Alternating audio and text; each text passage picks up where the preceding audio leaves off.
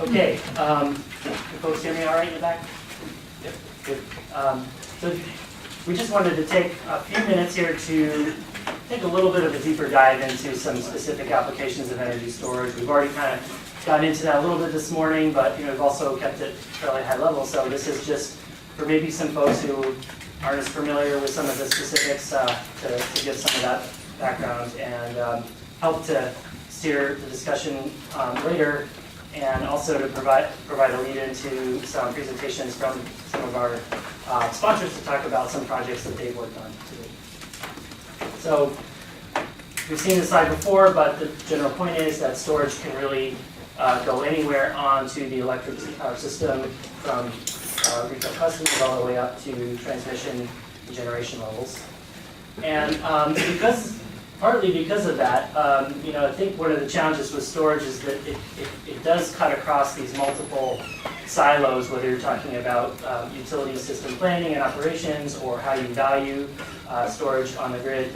It really can be quite cross-cutting. And so, you could think about, from a utility perspective, it could go into transmission distribution planning, resource planning, or you could think about it more from a customer program side of things and how a customer might be using storage to, say, manage their bill if they have demand charges or other kinds of things that they would want to manage with storage.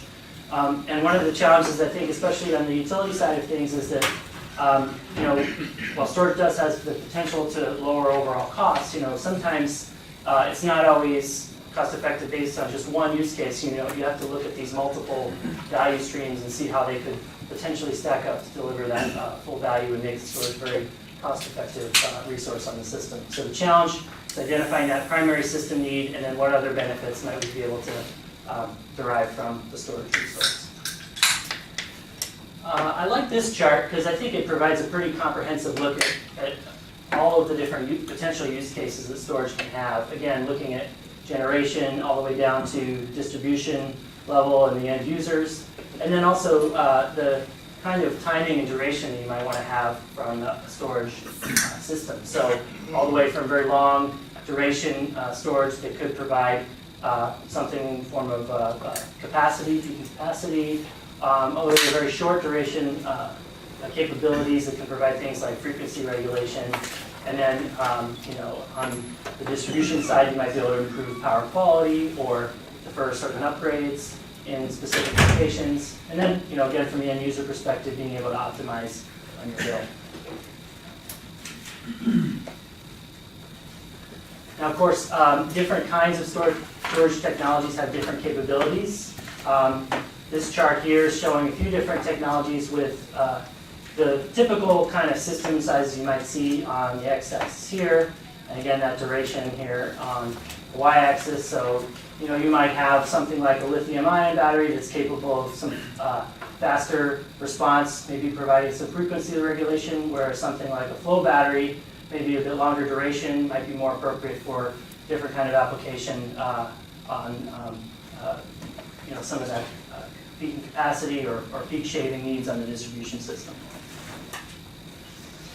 We took a look at the energy storage database that Strategen maintains and to see what kind of use cases came up most frequently on here. And we see that there's quite a lot, and keep in mind that these are user-entered capabilities, so there's could be some overlap in some of these, but I think that it's starting to see a lot of focus on the energy time shifting, supply capacity, and then quite a bit on things like frequency regulation, bill management, and renewable capacity firming.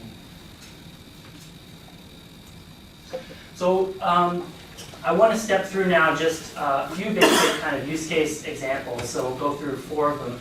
And this, I think, should give you a little flavor of the kinds of things we're talking about for specific storage applications. The first one I want to focus on is this frequency regulation. So this may be a refresher for some, but of course the system operator has to keep the supply and demand in balance and respond quickly to any kind of fluctuations in real time, keeping the frequency of the grid around 60 hertz. So storage can play a very good role here. In fact, inverter-based technologies like storage can actually respond more quickly than a lot of conventional resources, thermal generation and so forth. So in fact, we've seen this in some markets, and they've been able to break out different kinds of frequency regulation products into sort of regular traditional frequency regulation or a fast frequency regulation. You see that in PJM and other markets where they've been quite successful at bringing storage online to meet that, especially that fast frequency regulation need, where the response time is in a matter of seconds versus minutes. Another application that's being looked at very carefully, especially in California, is how do we use storage to avoid curtailment of overgeneration on the system, from overgeneration on the system. And this is, we talked about the duct chart earlier. This is a look ahead in California's 50% renewable study to see what the system net loads might look like under those conditions. And so you could think of this as 12 different duct curves here for each month of the year. So looking at a typical day in each month of the year. And some of these spring and fall months, you really see quite a bit of that belly of the duct coming down here and producing some overgeneration. So that's an issue that's being dealt with there, and storage could be a way to absorb some of that overgeneration and shift it to another time of the day when it's needed. So, and of course, Minnesota, solar is now up and coming, and something to think about as that starts to come online. Obviously, a long way to go before reaching California levels, but something to be thinking about. So we looked at, this was a study done by California Energy Storage Alliance to look at what role storage might play on a high renewable penetration grid. They looked at, in this case, 40% renewables, did a production cost model simulation of the grid to see how that would affect things.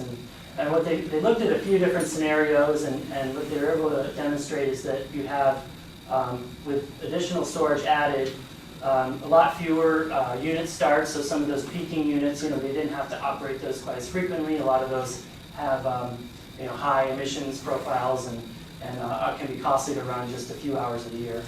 They also we also saw pretty significant reduction in the curtailment, where the storage was able to help meet that overgeneration need, so reducing the curtailment there by about 40% in that high case.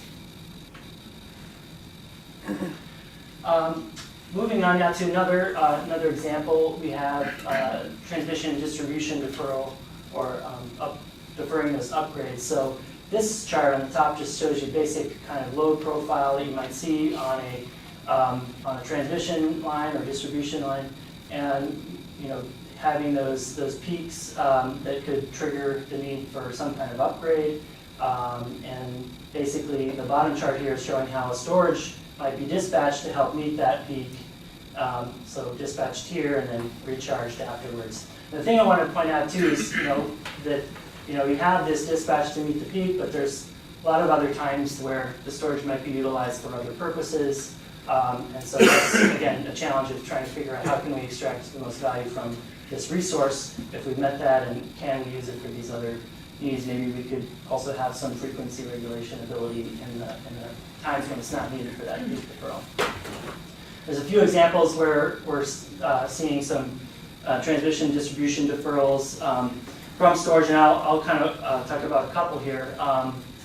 Puget Sound Energy, Janice mentioned earlier, was organized actually in Washington, but they looked at a new transmission line that was going in, and they were going to build this line to meet some overloads on their transmission system. So this chart here is just showing the overloads that they were trying to help eliminate, and they looked at a non-wires alternative to see if storage could alleviate that problem just as well. So studied a few different cases, and it turned out that one of the cases was very cost effective to do this, and it was just the one that eliminated this top portion of sort of emergency overload cases. They did look at some other configurations that would alleviate more of this overload. However, it turned out those ones weren't going to be technically feasible to do. But the bottom line is, even though they didn't go forward with this as an alternative, Puget Sound has now really altered their planning process to try and consider more of these non-wires alternatives going forward.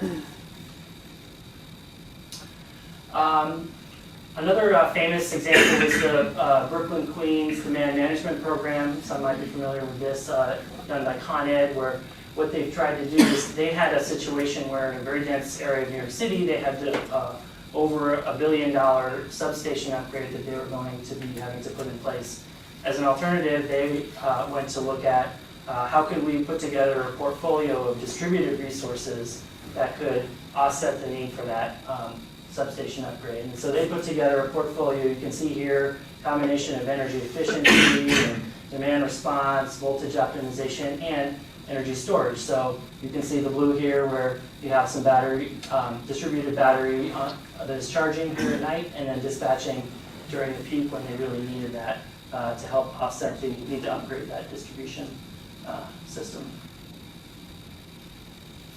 And then I want to maybe kick it over in a minute here to Janice to talk a little bit more about this example, but I guess I'll just pause for a moment and see if people have questions on everything I've talked to this point.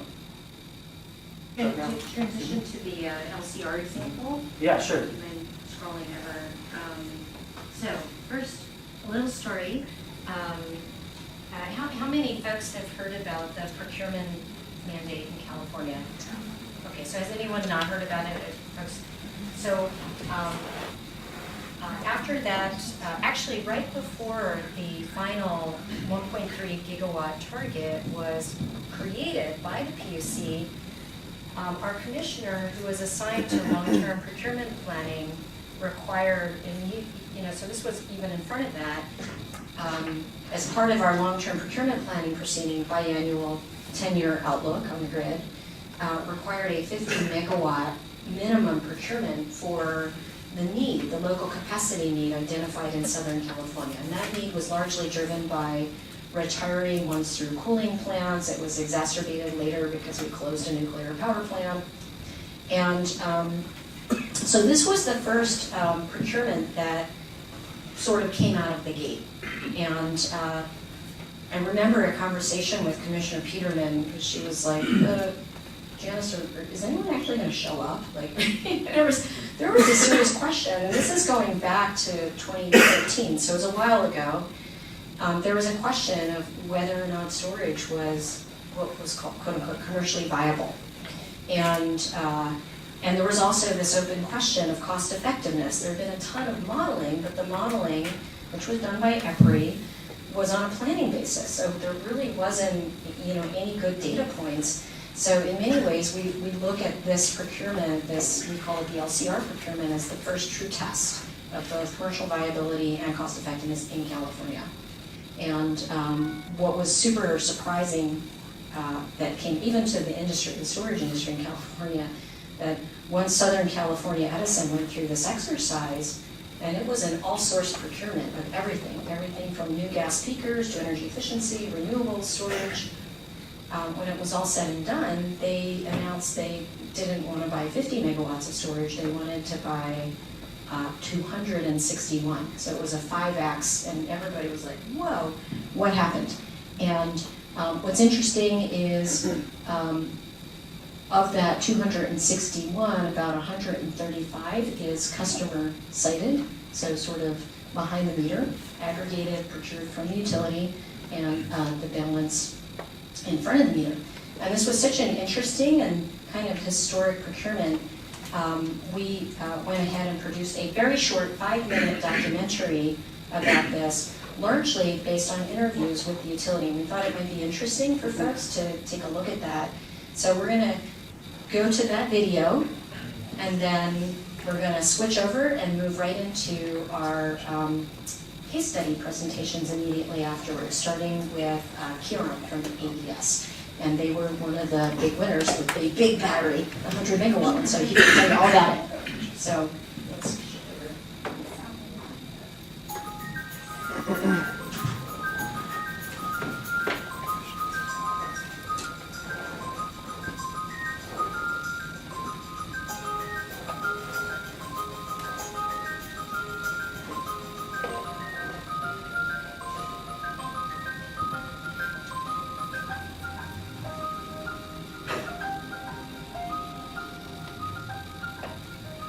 So Edison actually has a long history with energy storage. We really started looking seriously at grid storage in the 2007 to 2010 timeframe. Then we started working closely with vendors. We developed a couple of proposals, which we were successful with DOE, which created the heart of the initial parts of our program.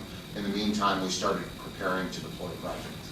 The California Public Utility Commission gave us a little surprise with a new challenge to procure 50 megawatts in advance of what was anticipated to be this big storage decision that ultimately came out.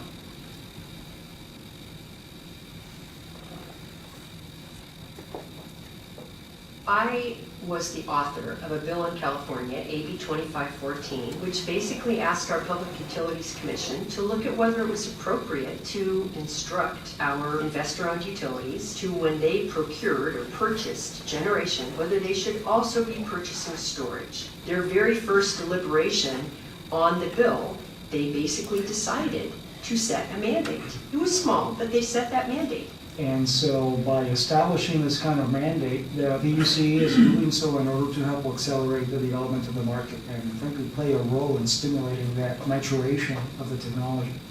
In that RFO, we had to compare all resources against each other on a head-to-head basis. You had gas and energy efficiency and demand response, renewables, and storage. So that is where I guess we embarked on the challenge of how to contract for, how to value, and ultimately how to develop storage projects with the market.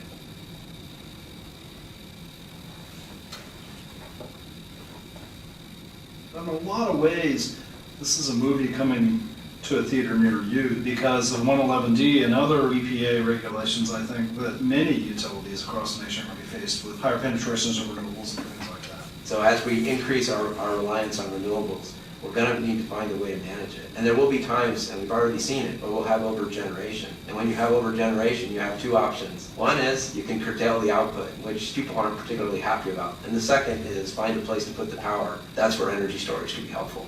What energy storage does is allows us to find a better way to make sure that power grid is always available. It gives us a little bit of a buffer, and we can store some electricity in this instant when we might have a little bit more than we need, and we can give it back at a time when we might have a little bit less than we need. So the storage provides a very fast, very instantaneous way of balancing the electricity that we need to consume and the electricity that we need to produce in that instant. What energy storage is going to do is stabilize the grid and provide a level of reliability, stability that we've needed for a very long time.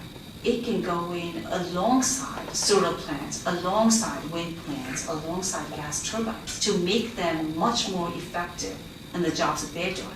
With our procurement of storage, and really our procurement of all resource types, we look at the net value. What's the cost minus the forecasted benefits? And with storage, that's particularly challenging because there are so many potential benefits of storage. You know, of course, there's the energy arbitrage where you can charge it at night and discharge it during the day. There's the ancillary service value because they are such flexible devices. But you also have resource adequacy capacity. And then we have potential deferral value. It is a different type of resource, and we wanted to make sure that we accurately captured that in our valuations. Southern California Edison did a great job with that analysis, and they found that it was beneficial to their customers to solve some of these traditional capacity reliability problems in a different way. In our solicitation, we went beyond the 50 megawatt minimum, and we actually procured around 260 megawatts. 100 megawatts of that in front of the meter, and 160 megawatts or so behind the meter.